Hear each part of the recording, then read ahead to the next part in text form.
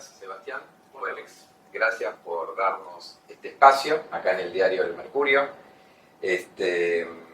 Bueno, el propósito de esta entrevista es dar a conocer tu último trabajo, Vidas Verticales, este trabajo que has realizado. Primeramente, bueno, presentarte, Sebastián Montalva, periodista, montañista amateur, investigador, y que durante 20 años te has dedicado a investigar, entrevistar actos y personajes del montañismo de Chile y del mundo. Contame cómo empezó esta aventura. Bueno, yo hace más de 20 años ya trabajo en la revista El Domingo del Mercurio, que es la revista de viaje más importante de Chile y una de las más antiguas que existen y que se siguen publicando. Entonces siempre mi especialidad, mi dedicación ha sido el periodismo de viaje, la crónica de viaje. En ese mundo, digamos, en ese sentido, fue que empezamos a entrevistar, o sea, aparte de hacer viaje y de escribir acerca de destino, de lugar y de experiencia, a entrevistar a personajes, a viajeros, a grandes viajeros que podían ser a veces personajes anónimos o personajes que han hecho grandes viajes en el mundo y que son como conocidos a nivel mundial, por decirlo así. Y en uno de esos personajes, estamos hablando del año 2007, que fue, digamos, mi primer, como, en el momento en que entré al mundo como del montañismo y la historia de montaña, fue cuando me tocó la posibilidad de entrevistar a Roberto Busquets. Roberto Busquets fue el primer chileno que fue a una expedición al Himalaya en el año 1954, un año después de que se había subido el Everest. Fue invitado por una expedición argentina, de hecho, y intentaron subir el Dhaulagiri, que no tenía ascenso hasta entonces. Entonces era un personaje bastante olvidado. En general los montañistas en Chile, quizás en el mundo, son personajes algunos que mantienen bastante bajo perfil o sus historias no son contadas a nivel masivo en los medios o en los diarios, sino que principalmente en revistas o medios especializados. Sí.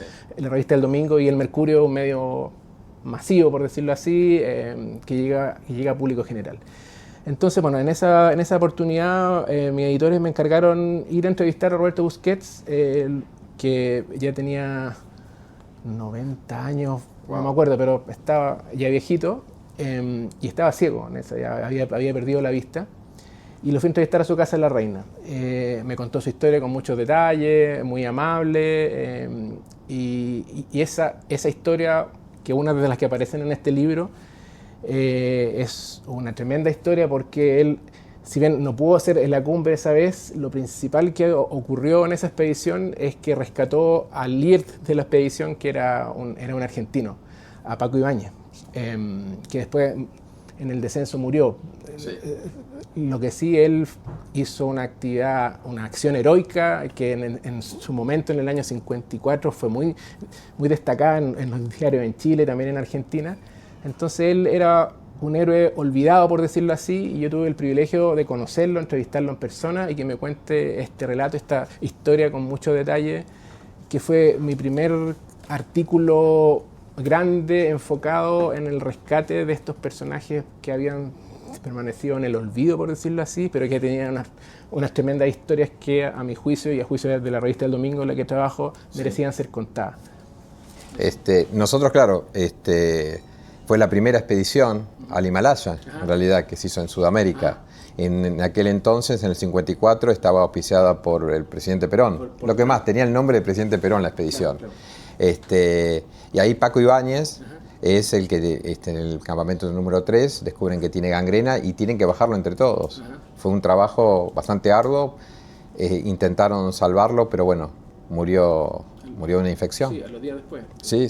No, un mes después. Meses ya, no. No, lo que pasa es que el trasladarlo no es como hoy, que hay rutas, sino que llevaba un mes y pico. Claro. Poder llegar hasta un lugar donde podían trasladarlo en avión a un centro asistencial. Y bueno, perdió la vida. Esa fue una tremenda historia que el privilegio que yo tuve de poder entrevistar a Busquets y que me la contara él en primera persona. Algo que siempre me llamó también, independiente de esta hazaña heroica que ocurrió, digamos, y lo que pasó en esa montaña, es un detalle que en esa época, como no había ruta, no había ninguna ruta previa, nadie había subido el WQT, usaron explosiones de TNT y con eso habían como montañas, o sea, la ruta de la montaña. Eso siempre me pareció un dato muy así freak, digamos, que en ese momento, como no tenían ruta, usaron dinamita para ir un cierto paso, que son como cosas que de repente ahora a nosotros nos parecen insólitas, pero que en ese momento, que era exploración pura, digamos, en que no se habían subido muchas montañas, era algo como aceptado y tampoco nadie lo sabía. Nadie lo sabía, digamos. Claro, se llamaba la Ruta de la Pera, que ahora no se usa, e iban también armados. Claro, porque generalmente esta era una expedición militar, o sea, ellos eran militares. ¿Sí? Claro, porque había peligro de piratas. No, es otra época. Claro. ¿Y cómo siguió después? O sea, esto fue en el 2007, tuviste esta primera experiencia. Claro. A vos ya te gustaba la naturaleza. Chile es un país montaña. Claro. O sea, decir montaña es decir Chile. Claro. ¿Y cómo siguió la aventura? ¿Cómo siguió? Me di cuenta que así como Roberto Busquets, habían muchos otros montañistas en Chile y también en el mundo, pero principalmente en Chile, cuya historia no se habían contado, o al menos yo no las conocía. Siempre uno parte del desconocimiento y el interés, y son finalmente tremendas aventuras, porque yo creo que en este tipo de historias o en la montaña, no importa si uno es montañista o no es montañista, por lo general lo que yo me he dado cuenta y he percibido hablando con amigos o con lectores es que lo que pasa en la montaña generalmente cuando uno cuenta una historia genera mucho interés, ya que muchas veces en la montaña, en las expediciones, la vida está puesta en riesgo, entonces, y son situaciones extremas, y lo que es muy interesante e inspirador es ver la manera en que esas situaciones, esos problemas se resuelven. Entonces, una vez que ya entrevisté a Busquets, empecé a buscar a otros personajes, empecé a meterme más en el mundo del montañismo sin ser un periodista especializado en montaña. Y empecé a conocer a otros montañistas en Chile que me empezaron a recomendar diferentes personalidades. Algunos eran muy conocidos, especialmente la gente que en ese momento, o los años 90, se iban a expediciones al Himalaya, que el himalayismo en Chile en los 90 era muy fuerte y en general las expediciones del montañismo miraban exclusivamente hacia el Himalaya, o al menos era lo que se divulgaba a nivel prensa.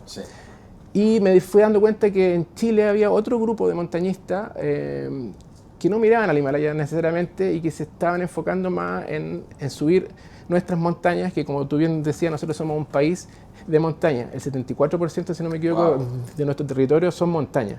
Y hay miles o cientos, para no exagerar, de cumbres que no han sido escaladas. En los Andes centrales, aquí mismo en Santiago, hacia la Patagonia principalmente.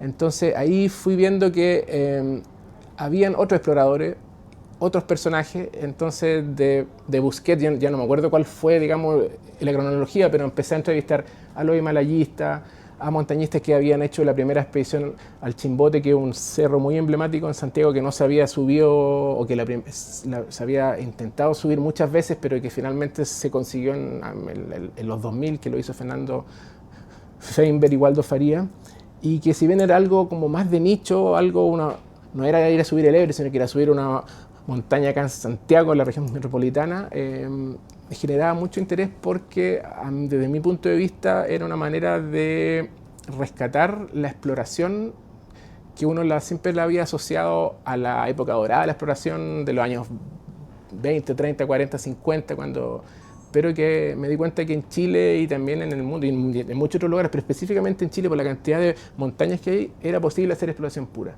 Entonces así fui conociendo a distintos personajes. Uno de ellos que también fue muy significativo para mí fue Evelio Echeverría. Evelio Echeverría es un historiador de los Andes, el principal, yo diría, que dedicó su vida a documentar lo que pasó en los Andes, especialmente en Chile, pero también alcanzó a hacer una historia del andinismo en general. Y con él, bueno, yo lo entrevisté, él vivía en Estados Unidos, fue una primera entrevista por teléfono, después nos encontramos en Chile y me fui dando cuenta, yo en paralelo seguía entrevistando y publicando artículos de montaña y expediciones, y él me escribía postales, ¿no? Porque escribía a mano, digamos. Yo cuando le pedí la entrevista a Belio se la pedí por carta, ni siquiera con suerte usaba teléfono. Era una persona de las generaciones así antiguas que ya no existen.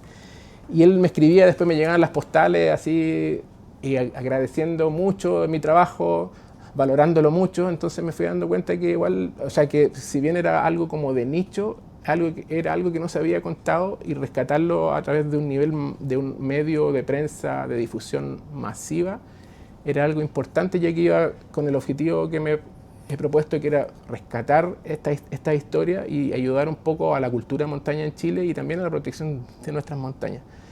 Evelio también me fue recomendando otros personajes, algunos personajes históricos que también aparecen en el libro y que por supuesto yo no lo entrevisté porque estaban muertos, pero hay algunos personajes históricos en el libro, como Luis Rizo Patrón, que fue, según Evelio decía, y considerando el trabajo que hizo, es el gran explorador que ha habido en Chile, porque hizo un documentó la geografía en Chile como nunca nadie lo había hecho. Y después fui conociendo más gente y conté historias de pioneros también, por ejemplo Luis Libutrí, que él fue el padre de la glaciología en el mundo, que vivió y trabajó en Chile y descifró los glaciares en Chile, con su investigación en Chile, y después se convirtió en una figura a nivel mundial. Los Marmillot, que son una pareja de suizos montañistas, que era una pareja que hizo varios ascensos en Chile, también en Argentina. Bueno, ellos empezaron a viajar de Venezuela, bajaron por los Andes, pero era... Y murieron de una manera... Y murieron descongelados. ¿Juntos? Sí, murieron juntos. Y los encontraron de la mano. Y de la mano. Es una tremenda historia, claro. Ellos son personajes históricos que aparecen en el libro también, pero cuya historia es recreada por la gente que investigó su historia y que de alguna manera los conoció o que tenía archivos documentales de lo que habían hecho. Sí. Y así como ellos, otros personajes, como por ejemplo entrevisté a Sergio Kunzmann, que también es un montañista ya fallecido chileno, que fue de las primeras personas montañistas que hizo arqueología de montaña en Chile. Y que también lo pude entrevistar en vida, después sí.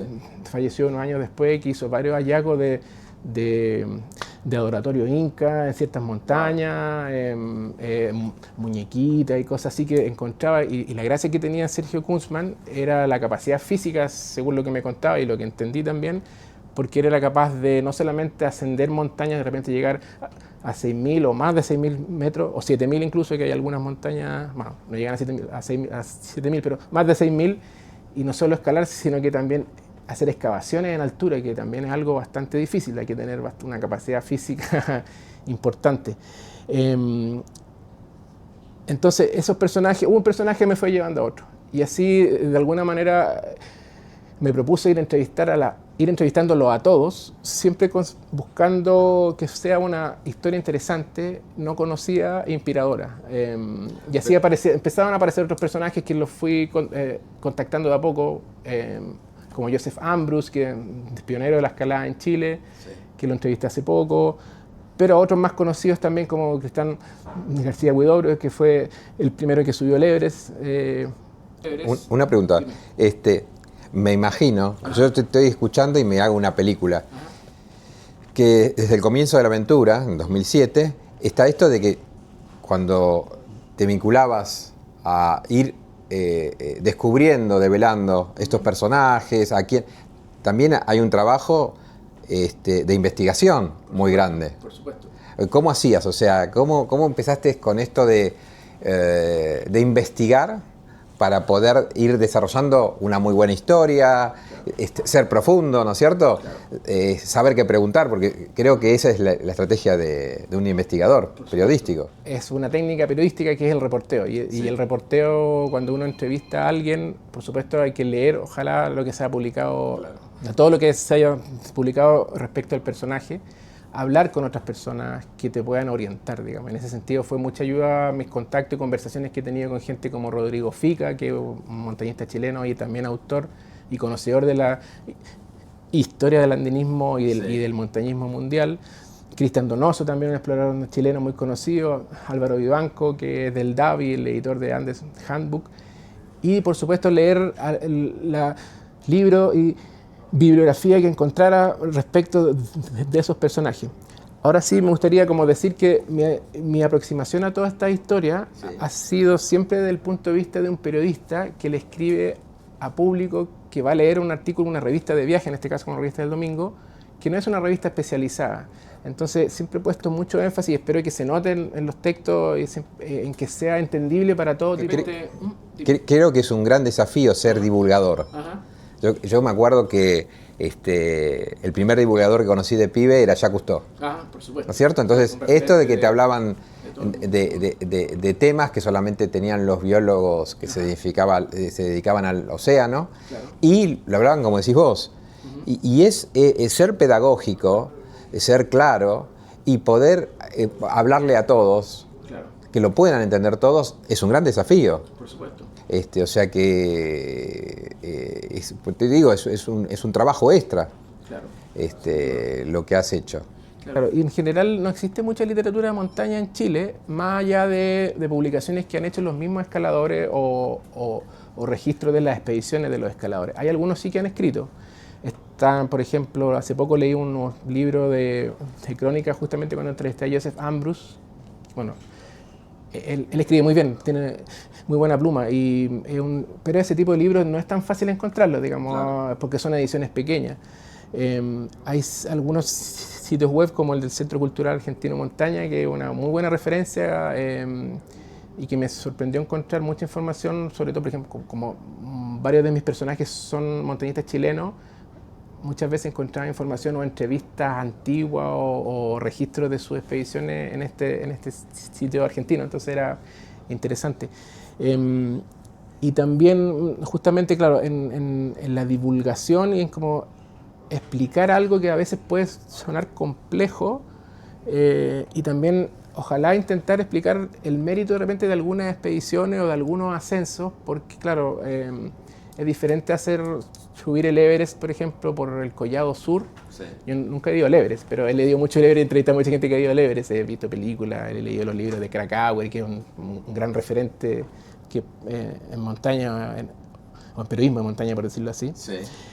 Entonces es muy diferente subir el Everest por el Collado Sur que por el Canchung Face. Claro. Entonces no es que uno sea mejor que la otra, pero es otra técnica. Entonces ese tipo de cosas yo creo que también es bueno explicarle a la gente para saber, mira, ellos hicieron esta expedición y subieron el Everest, pero lo hicieron usando esta técnica o por esta ruta. Claro. Es distinto usar cuerdas fijas. Bueno, ese tipo de cosas que igual son cosas como técnicas, yo he intentado explicarlas porque siempre me he orientado a este público que es más como general, aunque igual considero que hay ciertas cosas que hay que explicarlas. O sea, si uno hace una travesía por campo de hielo, por ejemplo, si usó o no usó apoyo, si recibió un depósito de comida en el camino, ese tipo de cosas de repente como que le suman o le restan mérito a ciertas expediciones que yo creo que es bueno decirlas.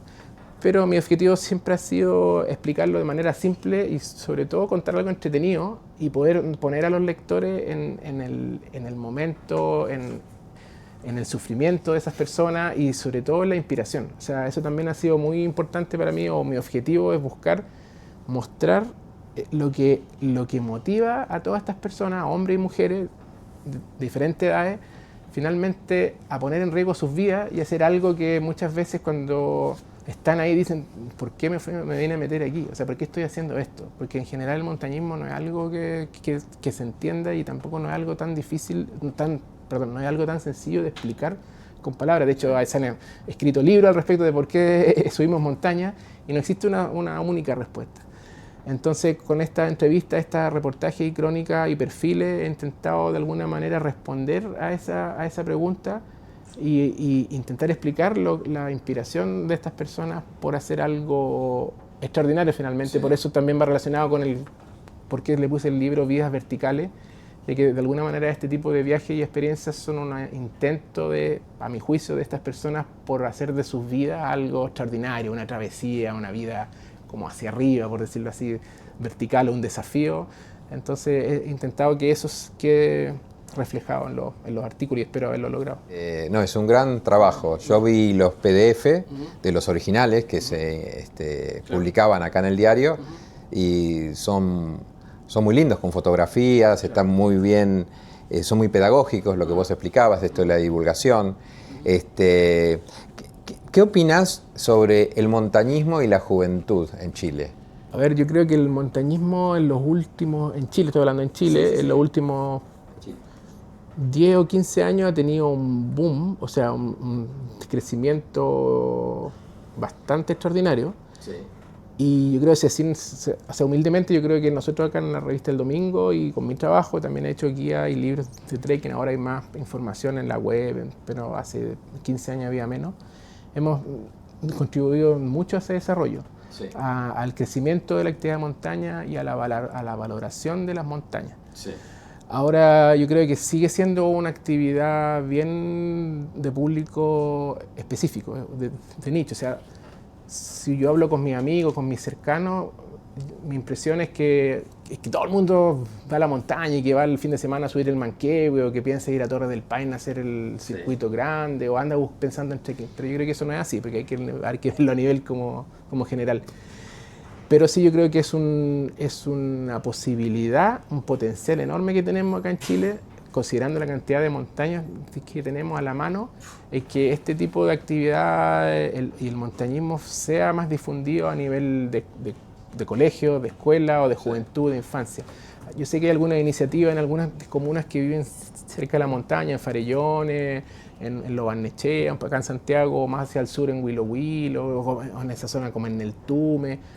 Pero yo creo que podríamos hacer mucho más, porque lo que siempre he encontrado en el montañismo es que, bueno, aparte de ser una actividad sana, que uno finalmente lo que busca, lo que termina haciendo es respetando las montañas y cuidándolas, porque la idea es volver a hacer eso mismo o mostrar o compartir esa experiencia con otras personas. Es algo que se debería potenciar más, digamos, y que tenemos a mano y que también que nos hace finalmente una frase que yo se la escuché o se la copia un poco a Rodrigo Jordán, que él escribe el prólogo de mi libro, así se lo agradezco mucho, que finalmente el trekking o el montañismo, vivir este tipo de experiencia, independiente de si una cumbre de 8.000 metros o un cerrito de 800, de 1.000 metros o menos incluso, nos vuelve mejores personas, como que nos vuelve más humildes, nos pone frente a realidad en que las personas son iguales sin importar su condición social, su capacidad económica. Entonces es una actividad muy, muy bonita y que deja mucho a las personas. Entonces ojalá que mi sueño es que esto fuera más masivo en Chile, que se difundiera más, y espero que con este tipo de trabajo, con lo que hemos hecho en la revista El Domingo y ahora con la editorial y con este libro nuevo publicado, como que apunte hacia eso, a difundir la montaña, a protegerla, a conocerla y a practicarlo de manera segura, sobre todo. Justo estaba hablando con César, que es el director de la editorial chilena de montaña.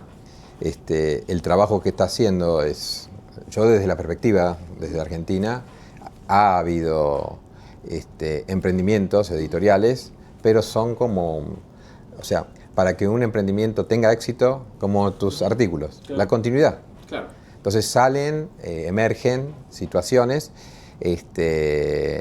pero el tener una editorial especializada, sé muy bien que has escrito guías, acá en la editorial del Mercurio. Pero esto es diferente, ¿no es cierto? O sea, trabajar para una editorial especializada en lo que es naturaleza, aventura, montañismo en sí. Y esto que es tan importante, ojalá, es mi mejor deseo, que siga con una continuidad, y creo que el aporte tuyo, como de muchas personas importantes a la editorial, es muy valioso.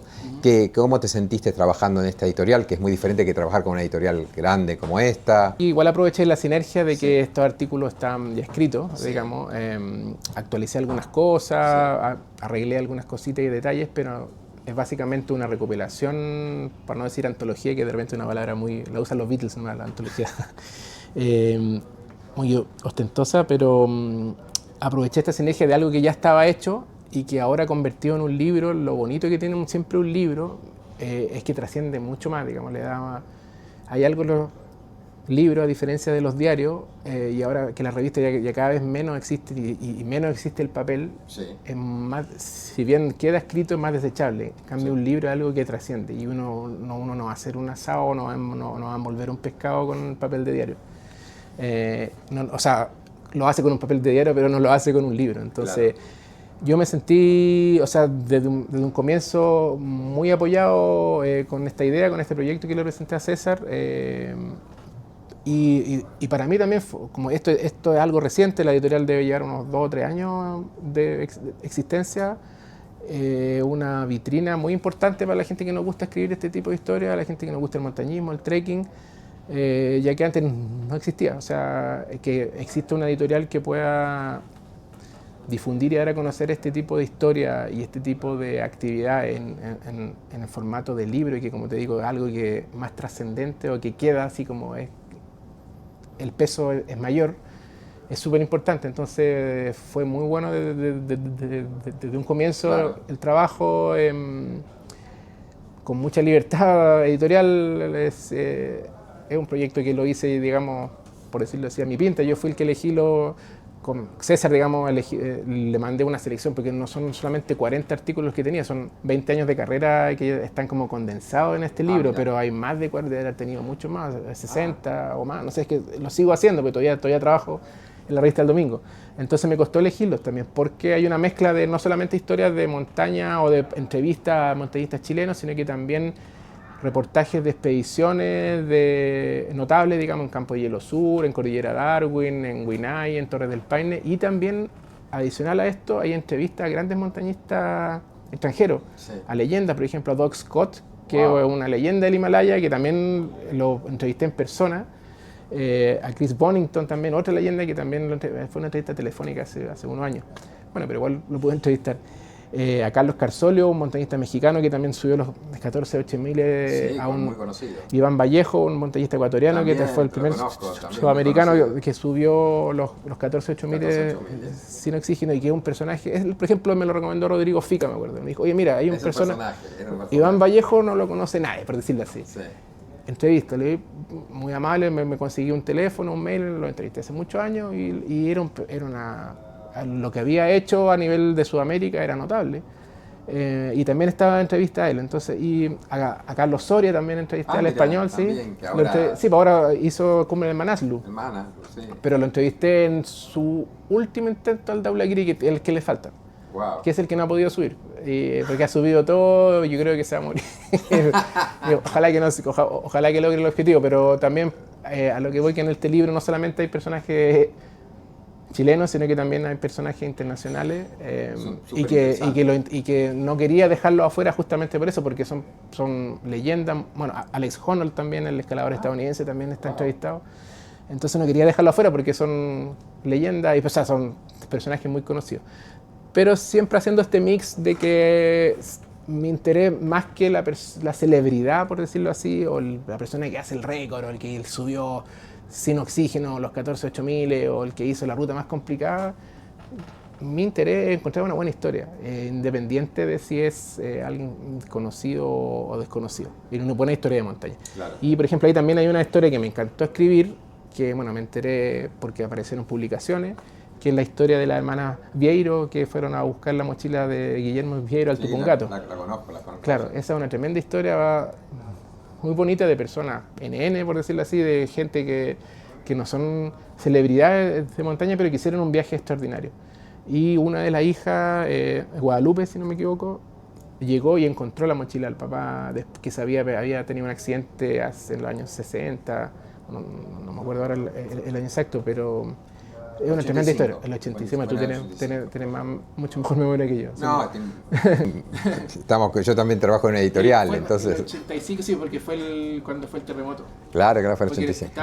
Iban haciendo cumbre o llegando a la cumbre cuando les tocó el terremoto de Santiago, que fue el epicentro en Mendoza, como entre Mendoza y Santiago. Sí, fue trágico, porque era una montañista...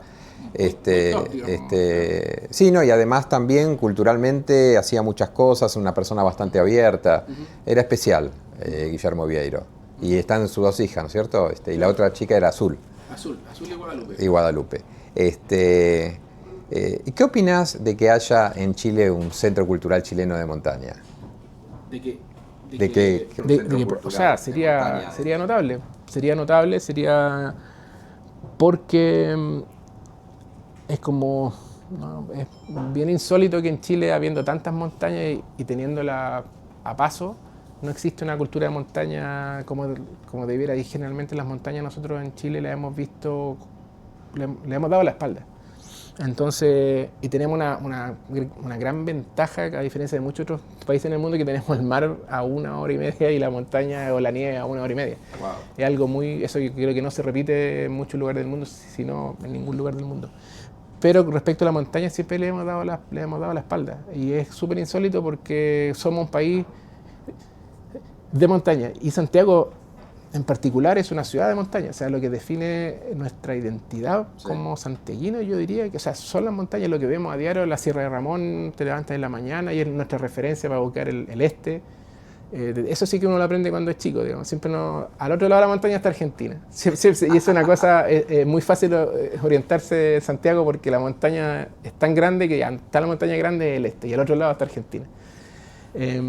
Entonces, si existiera una institución, un centro especializado en montaña que divulgara esta historia a nivel más masivo, pero también de manera profesional y completa, yo creo que sin duda sería un aporte muy grande a lo que hemos hablado de fomentar o de crear o desarrollar la llamada cultura de montaña, que es algo que yo creo que ha crecido en los últimos años en Chile, pero que todavía le falta desarrollarse sin duda. Lo que es bueno cuando algo es inmaduro y que tiene que madurar es que, bueno, existe la posibilidad de que madure. Claro. Nosotros somos del Centro Cultural Argentino de Montaña, empezamos a trabajar con esto hace 25 años y muchas personas me dicen, bueno, pero no sé si se podrá lograr. Yo le digo, bueno, si yo abro el camino para que lo siga otro, ya estoy tranquilo, no tengo por qué verlo. Claro. En nuestro país, en Argentina, uno de los problemas que tenemos es que todos los festivales, fiestas que hay en los pueblos de las provincias, no se vinculan a la naturaleza, siempre a la producción.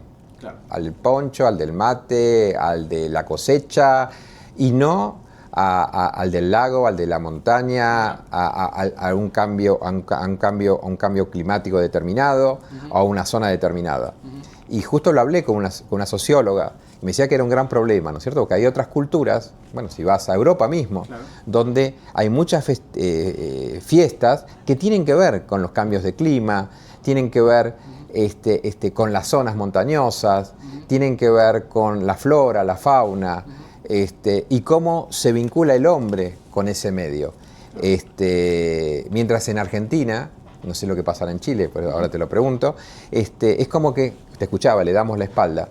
Y creo que hay que laburar desde un lugar muy suave, ¿no? Porque lo vemos desde este lugar heredado europeo de la actividad. Claro.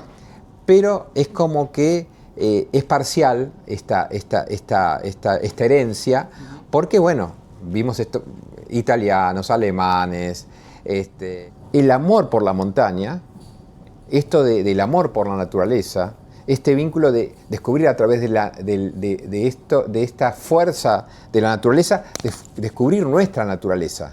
Porque vos tenés una naturaleza, más allá del perfume, la ropa, el calzado,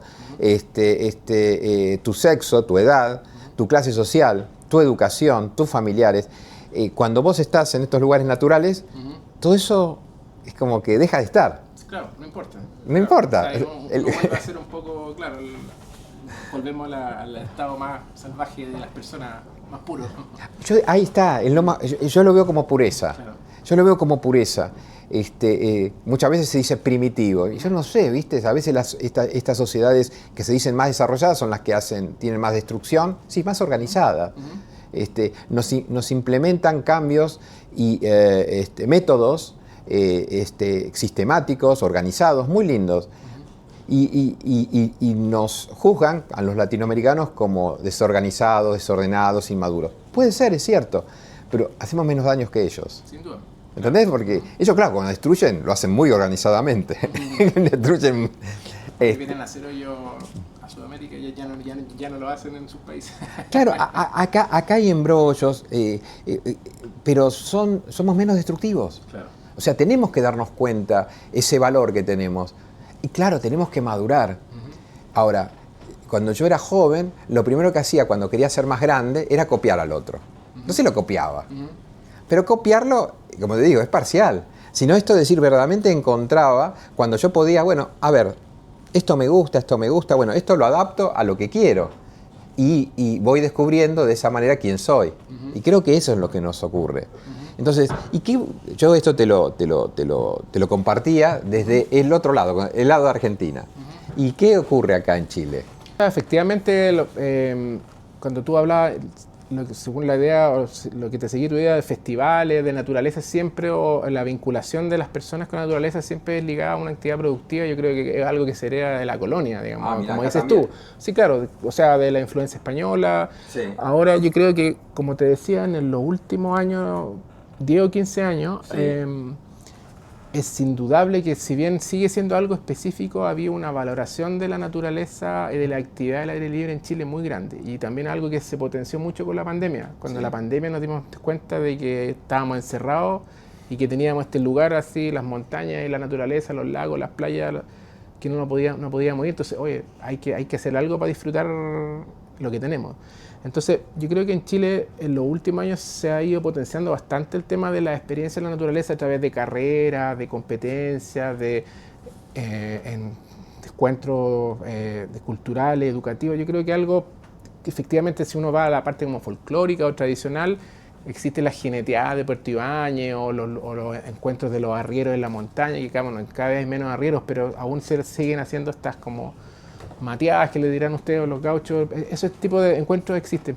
Pero mi impresión al menos es que en Chile, o sea, en Chile indudablemente el atractivo principal a nivel como turístico, por decirlo así, o de experiencial es la naturaleza, los paisajes. O sea, nosotros no podemos ponernos a competir con Buenos Aires o con otras de capitales con respecto muchas veces a cosas como culturales, porque eso no es nuestro fuerte, por decirlo así. Nuestro fuerte a nivel país como turismo, por decirlo así, sí, es sin duda nuestra naturaleza, que es una cosa impresionante, variada. Tenemos el desierto, los valles al centro, la Patagonia en el sur, y todavía muchos de esos lugares en estado bastante poco intervenidos, que también es una gracia que tenemos en Chile, comparado, por ejemplo, con lo que pasa en Suiza, que el paisaje de Suiza, por ejemplo, es un paisaje muy parecido.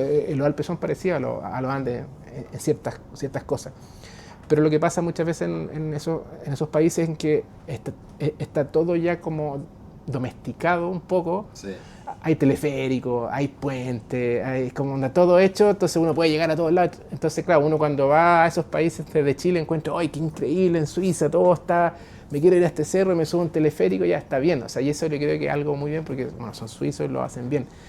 Ahora tampoco hay que perder de vista que cuando uno interviene en la naturaleza o facilita toda la actividad natural, igual como que pierde un poquito el encanto de mantener las cosas como naturales. Claro. Entonces hay que encontrar un equilibrio. Tampoco uno puede ser todo primitivo, rústico o todo moderno. Pero sin duda en Chile, sobre todo hacia la Patagonia, también en los Andes, en todos lados, hay mucho potencial de desarrollo y se han ido haciendo y realizando diferentes actividades, encuentros de montaña, de kayak. Son cosas como chicas, pero yo creo que existen y no necesariamente vinculadas a actividades productivas. O sea, estoy pensando en encuentros de kayak, no sé, lo que se hacen hace poco en el río Imperial, se hacen encuentros de kayak en Aysén, todas las carreras de ultra trail que están ahora bien de moda también en distintos lugares. Ese tipo de cosas se han ido potenciando, ya que es evidente que el escenario natural que tenemos es un privilegio. Entonces, si tenemos este patio de juegos, que siempre se le llama así, este patio de juegos a disposición, hay que aprovecharlo. Entonces, como conclusión, respondiendo a tu pregunta, donde creo haberla respondido, es que efectivamente existe esta vinculación o esta valoración de el terreno natural vinculado a la producción, porque es una cosa tradicional, colonial, histórica. Pero al mismo tiempo, sobre todo en los últimos años, yo creo que ha habido un bastante desarrollo respecto a la valoración y la estimación de lo que significa que tengamos este tipo de lugares a nuestra disposición, a paso, digamos. Sí. Y con posibilidades de hacer exploración pura, así que lo que se le llama ir a lugares donde nunca nadie ha estado, acá aún es posible hacerlo, y eso de verdad, que lo que intentaba también mostrar, volviendo al libro, es algo que de repente es súper bueno concientizarnos respecto de lo que significa que existan este tipo de lugares en los cuales todavía se pueden hacer exploración pura, así como se conocía a principios del siglo XX. Bueno, damos por terminado, o sea, primero, bueno, muchísimas gracias por este tiempo. Acá buscamos un lugar acá en el diario para poder realizar la filmación. Ahí nos organizamos. Ahora, bueno, siempre sale el libro, Vidas Verticales. Tengo ganas de leerlo ya, o sea que bueno, felicitaciones y ojalá que esta sea la primera de muchas producciones que estuvimos hablando, que creo que como investigador ya estás aceitado, estás entrenado para poder ir más al punto, y creo que es importante esto de poner en valor la cultura de montaña en Chile, un país montaña, un país con un pueblo luchador, un pueblo que se merece lo mejor, y creo que bueno, tiene todas las posibilidades, tenemos que ir madurando todos acá en Latinoamérica, y creo que integrarnos es fundamental.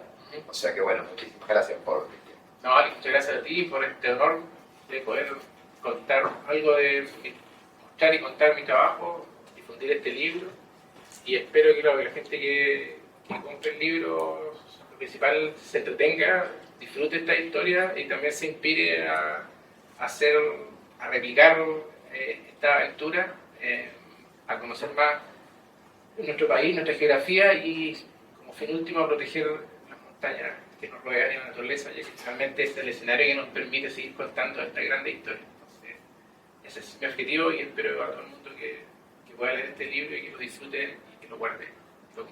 Bueno, creo que lo vas a conseguir. Bueno, muchas gracias.